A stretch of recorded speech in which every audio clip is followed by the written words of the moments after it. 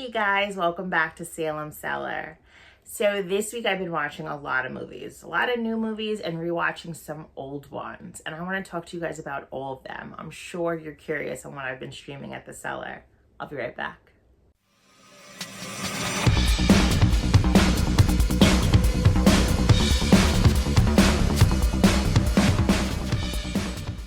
So yesterday I watched Cocaine Bear. Finally, right?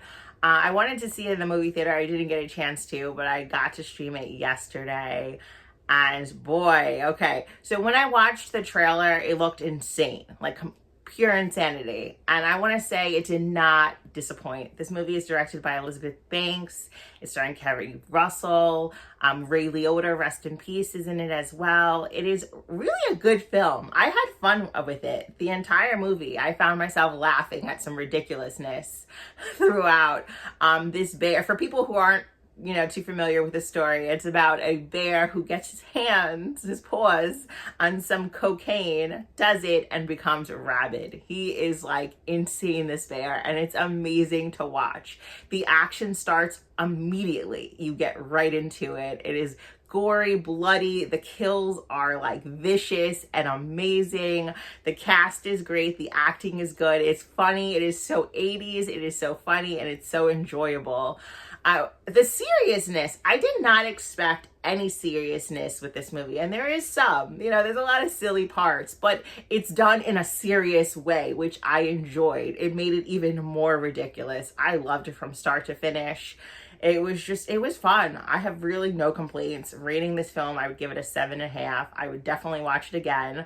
If you're a little tipsy, I watched this weekend, still celebrating Cinco de Mayo. I had a margarita while watching. It was even more fun once I was done with the margarita. It was like absolutely crazy. It was crazy. It was funny. It was great. If you have not seen Cocaine Bear, check it out. You will not be disappointed. So Paramount Plus has been my friend lately. We've been best friends. Like, they legit have Cursed with Christina Ricci. They have pretty much all the Scream movies, including the new Scream film, Scream 6. So I got to watch that a bunch of times. And I actually watched it with Scream 2 because I wanted to compare the two, because everybody's saying it's very similar. I saw definitely similarities with like the family, family being the killers. I don't want to tell you too many spoilers, but I rewatched both the other day. The ending is pretty much the same. Like, you see Gail sad because Dewey was stabbed and killed, and she's sitting there sad, and all of a sudden somebody says, "We got a live one," and Dewey comes out, okay? And she's like, "Oh, Dewey, yay. And then in the new one with Chad, this is a spoiler, so if you haven't seen it, just fast forward or cover your ears. Tara's sad because she thinks Chad was stabbed to death and dead. And then you hear, "We have a live one," and I'm pretty sure they say that exact line. And then Chad comes out, mask on, just like Dewey, but Tara takes off his mask like a douchebag and gives him kisses.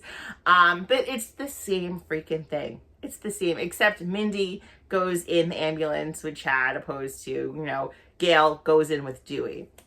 But it's pretty much the same exact scene. I just couldn't believe. I was watching Scream 2, and I'm like, this is Scream 6. Or, Scream 6 is Scream 2. It is just... So that kind of made me not like Scream 6 as much, because, like, what about it is really original? I'm sure, there's 3 killers opposed to 2. There's stuff that is original in this film, but a lot of it is just Scream 2 over again. But I do still like it. I still enjoy it. I feel the same way about it. The kills are still great, but it was very predictable. I do enjoy it more than 5. But Paramount Plus, like, thank you. You've been giving me all these great films, and I appreciate you. Another movie that is currently streaming that's fairly new on Paramount Plus is Smile. This was directed by Parker Finn. It's starring Sosie Bacon. I took way too long to see this movie, and I've just been hearing a lot of mixed reviews. I said I'll eventually watch it, and then they announced that they are doing a Smile 2, Smile Again. And I'm like, okay, so I have to watch this movie. They're making another one. It must have been decent. I have to watch it. I watched it, and I just want to say I loved every second of it. I loved it. I was just immediately obsessed. It immediately became one of those movies that I will love forever and I can watch repeatedly. Sosie Bacon does a phenomenal job in this film. She's the daughter of Kevin Bacon. I just loved watching her. She pulls me into this movie. It was creepy. It was gory. It was cool. I really loved the story, and I hope, you know, the sequel dives into that a little bit more. Maybe we get a prequel. Also, I don't want to give too much away because, you know, I'm sure a lot of people haven't seen this, but I loved it. It felt like an original film, but it also reminded me of a lot of other films that I do love. It reminded me of The Ring a lot. You know, like in The Ring, you watch the videotape, 7 days later, you die, your face is distorted, you look crazy. And I felt like even though you're not watching a movie in this one, you do watch something, and then a couple of days later, something bad happens to you. And, you know, in The Ring, they're kind of like hallucinating and seeing like crazy weird things. And this one, same, everything's in their mind. And it just reminded me a lot of The Ring, but not too much where it didn't feel like I was watching the same movie over again.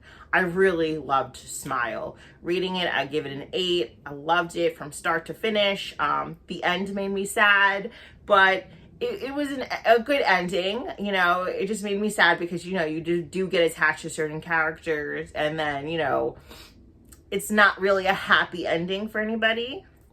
So that, I don't expect happy endings in horror movies, but it's, you know, when you do bond with certain characters and then it's not a happy ending, then it's kind of sad. But I really loved it. It was creepy. It was scary.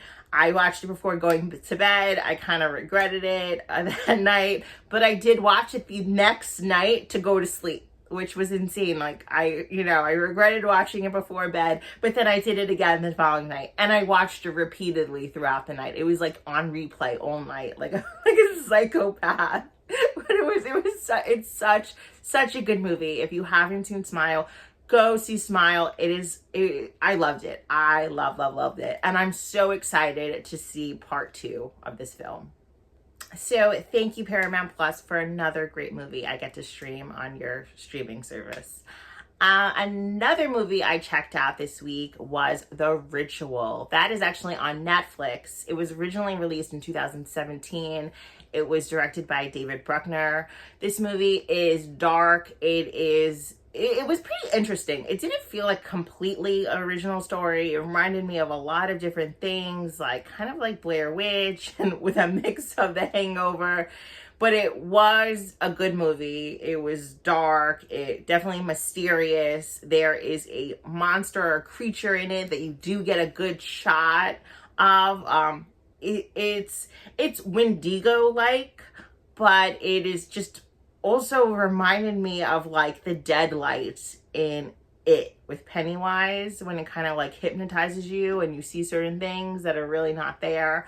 Again, I don't want to spoil too much of this film, but you kind of get the gist of where it's going like pretty early on in the movie. If you just read the synopsis about it, it just probably gives pretty much it all away. But it is fun. The ending I didn't love that much, but it's definitely worth a watch. The majority of the movie was pretty good. A lot of times was like, what the F? Like, what the F is going on? It was crazy. It was creepy. Cool deaths in it. I wish you see a lot more of the deaths. You kind of see mostly like the aftermath of what went on between some of these men and the creature. But it was still cool. It was still fun. Rating it, I would give it a 6.5. Is it a movie I can watch like every single day? No. But it is a movie that I would watch again in the future. So it's called The Ritual, and it's on Netflix. Some older films that I've been watching: Dead Silence with Donnie Wahlberg. Love Donnie Wahlberg. I'm a fan of his. This one is definitely underrated. You know, if you like movies with creepy toys and ventriloquist dolls, then this is a good one. The death scenes are really cool. The villain or monster in this movie is creepy. She's scary. I don't hear enough people talking about this film, and I don't understand why. It's really good. It's streaming currently on Tubi. I would really love a Dead Silence sequel, or maybe a prequel, a little bit more about Mary Shore and, you know, where she's from and why she's so obsessed with these dolls and why she's insane. But yes, Tubi is a free streaming network, so go check it out. It's really good. Another movie that I rewatched this week was Texas Chainsaw Massacre 3D. This movie, not so good. It's a little cheesy, but I love Leatherface. I love anything Texas Chainsaw Massacre. And this is definitely a new love for me. I was never a Texas Chainsaw Massacre fan. I actually despised the movies. It was gross. The whole inbred weird people in Texas. It just felt too real. Like you go on a road trip and these people are insane and kidnap you and crazy stuff going on. So that's probably why I never really loved it. But I watched the one on Netflix, the newer one. I think it was from 2021, I don't know if I'm more 2022. And I really liked that one. And it made me kind of okay, let me get into this, franchise a little bit more. And I did fall in love with it. I fell in love with Leatherface. I fell in love with his story. I fell in love with just how he kills people and how this big dude holds a chainsaw it's like a wand and just throws it around. I just love it.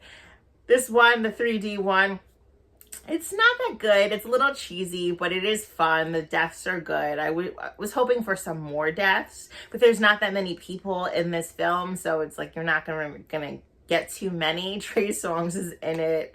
He wasn't bad. It was just kind of ridiculous and cheesy and predictable.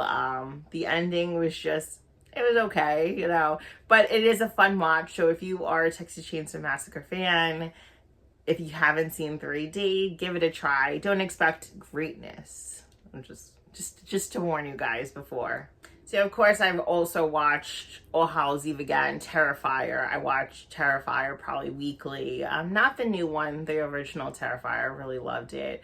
But Halloween Kills, I watched it. I'm guilty of rewatching it this week. The story is not that great, but the kills are phenomenal. I'm actually going today to see Guardians of the Galaxy, and I'm super excited. So I can't wait to come back and talk to you guys about the movie. Of course, with no spoilers, because I wouldn't do that, especially this early on. Later on, we could talk about the spoiler, the scenes that we can't really talk about yet.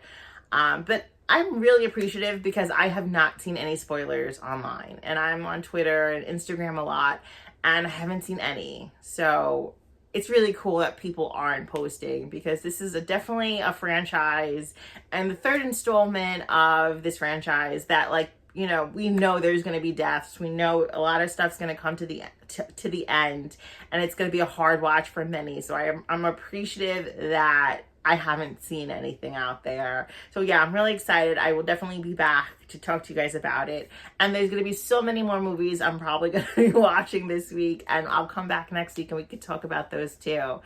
Thank you guys so much for watching today. I hope you enjoyed my little synopsis of all these films. I hope you have a great day. I will be right back.